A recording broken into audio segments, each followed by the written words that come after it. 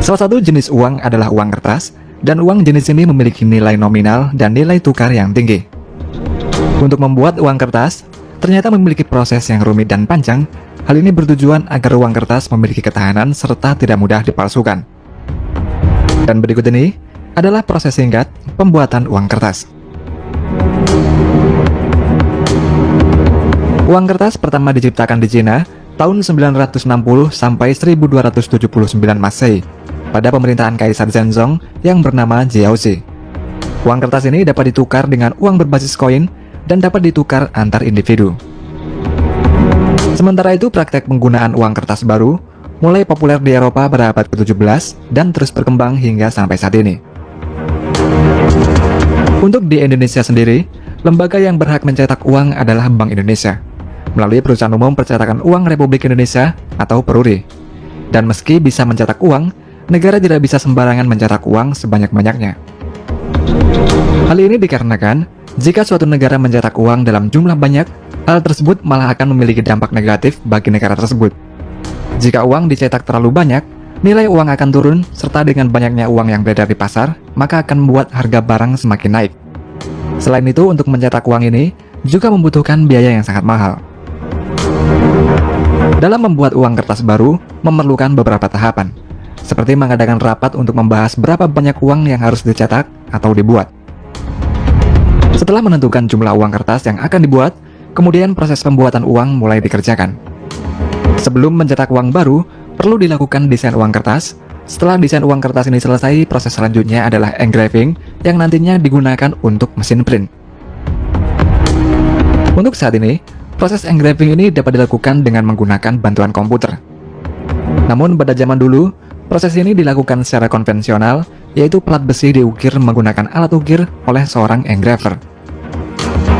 Proses engraving ini sangat sulit, karena harus mengukir desain uang kertas baru secara terbalik menggunakan berbagai macam alat ukir konvensional.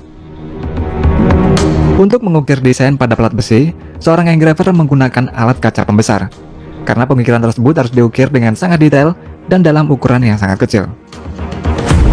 Hal yang paling sulit dalam engraving ini adalah saat mengukir kepala seseorang yang dapat memakan waktu hingga 8 bulan lamanya.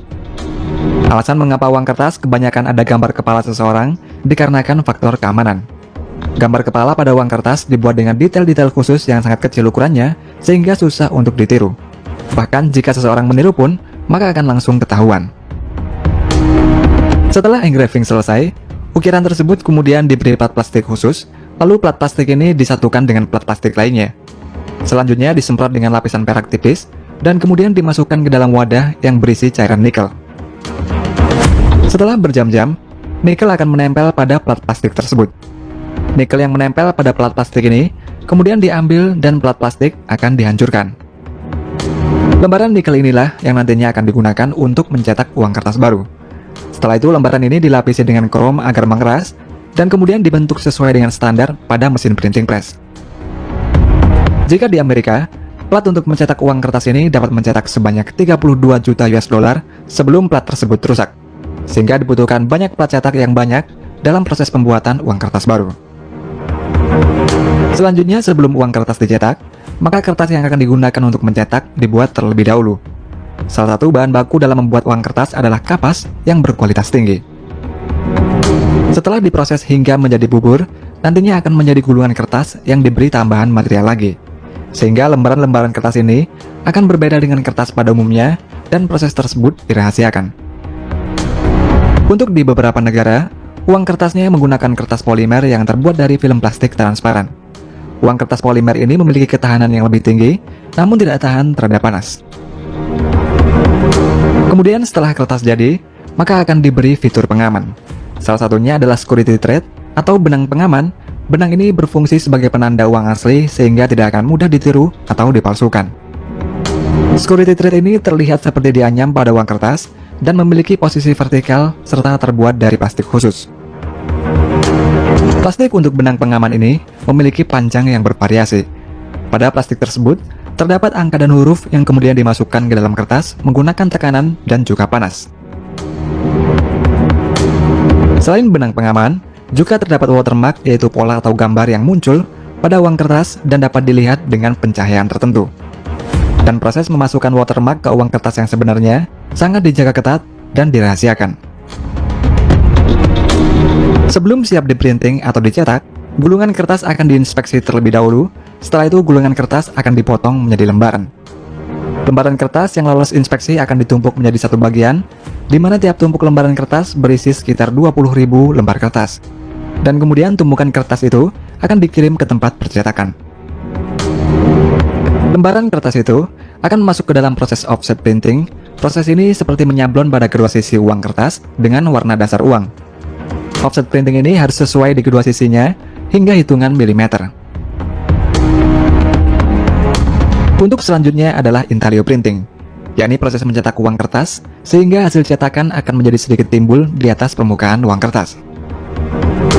Setelah plat cetak diberi tinta, kemudian kertas dimasukkan dan proses printing dimulai. Intaglio printing ini lebih rumit daripada cetak offset, karena begitu mesin berjalan hanya bisa mencetak satu sisi uang kertas, berbeda dengan cetak offset yang bisa mengerjakan dua sisi sekaligus.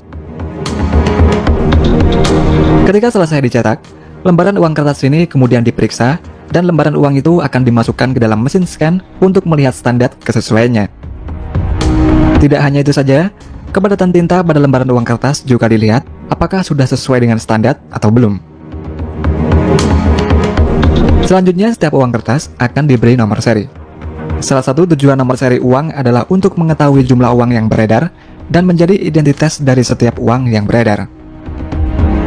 Oleh karena itulah, tidak akan pernah ada uang yang memiliki nomor seri yang sama, dan sistem pemberian nomor seri ini juga berbeda-beda untuk tiap negara.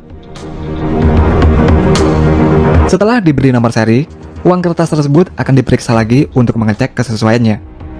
Setelah lolos dari pemeriksaan, barulah lembaran-lembaran ini akan dipotong-potong dengan mesin pemotong, dan uang kertas yang sudah dipotong ini kemudian ditumpuk menjadi satu dan dikirim ke bank sentral.